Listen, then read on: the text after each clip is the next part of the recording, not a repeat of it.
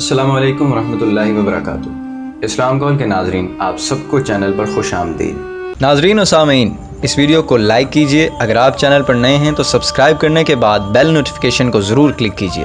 ویسے تو اللہ پاک کی ذات غفور الرحیم ہے، وہ اپنے بندوں کو بن مانگے ہی بہت کچھ عطا کر دیتا ہے، لیکن رب ذوالجلال کو اپنے بندے کی عاجزی اور انکساری بے حد پسند ہے۔ اسی لیے اللہ نے اپنے محبوب علیہ السلام کے ذریعے نہ صرف اپنے بندوں تک دعا مانگنے کا پیغام پہنچایا، بلکہ ساتھ ہی وہ تمام عوامل بھی بتا دیے جو کہ دعا کی قبولیت اور مسترد ہونے کا سبب بن سکتے ہیں۔ مثلا حرام کمائی کھانے والے کی دعا قبول نہیں ہوگی۔ صرف یہی نہیں بلکہ اللہ کے حبیب علیہ السلام نے وہ خصوصی اوقات بھی بتا دیے ہیں جو دعا کو رد نہیں ہونے دیتے۔ ذیل میں وہ اوقات بتائے جا رہے ہیں جن میں دعائیں اللہ کی بارگاہ میں لازمی قبولیت پاتی ہیں۔ یہ اوقات احادیث کی مستند کتابوں سے بھی ثابت ہیں۔ تہجد کے وقت مانگی گئی دعا۔ تہجد کے وقت سے یہ مراد رات کا آخری پہر ہے۔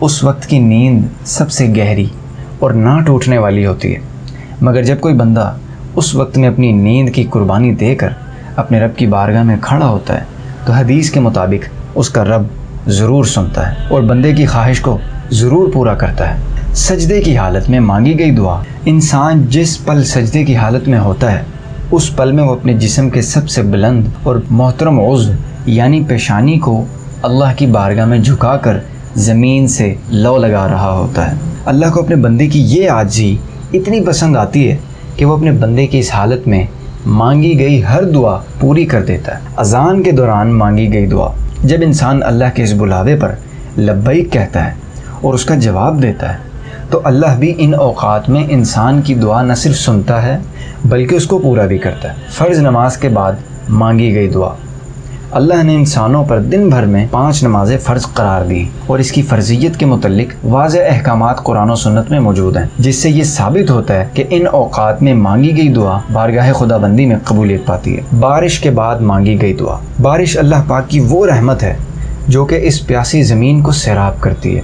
چرند پرند غرض ہر مخلوق کے لیے خوشی کا سبب اور رحمت بن کر برستی ہے۔ ایسے حالات میں اللہ اس مخلوق کو کیسے بھول سکتا ہے جس کو اس نے اشرف المخلوقات کے عہدے پر فائز کیا ہو؟ تو ان اوقات میں اللہ کی رحمت بندوں پر برس رہی ہوتی ہے۔ سفر کے وقت کی دعا، نیک نیتی اور حق راستے پر جانے والے مسافر کی ہر دعا اللہ قبول کرتا ہے، کیونکہ اس وقت مسافر در حقیقت اللہ کا مہمان ہوتا ہے۔ افطار کے وقت مانگی گئی دعا، روزے کی حالت میں اللہ کی خاطر بندہ جب بھوک پیاس برداشت کرتا ہے تو وہ اللہ کے بہت قریب ہو جاتا ہے۔ اس وقت اللہ فرماتا ہے کہ اس کو اس کی عبادت کا اجر میں خود دوں گا۔ افطار کا وقت اللہ نے اس روزہ دار کے لیے نہ صرف روزہ کھولنے کا تحفہ رکھا ہوتا ہے بلکہ اس کے ساتھ ساتھ اس انعام و اکرام کا بھی رکھا ہوتا ہے جو اللہ نے بندے کو دینے ہوتے ہیں۔ اس میں سب سے بڑا انعام یہ ہے کہ اس وقت مانگی گئی دعا قبول ہوتی ہے۔ درود شریف پڑھنے کے بعد دعا، درود شریف کے متعلق کہا جاتا ہے کہ یہ وہ واحد فعل ہے جو اللہ خود بھی کرتے ہیں۔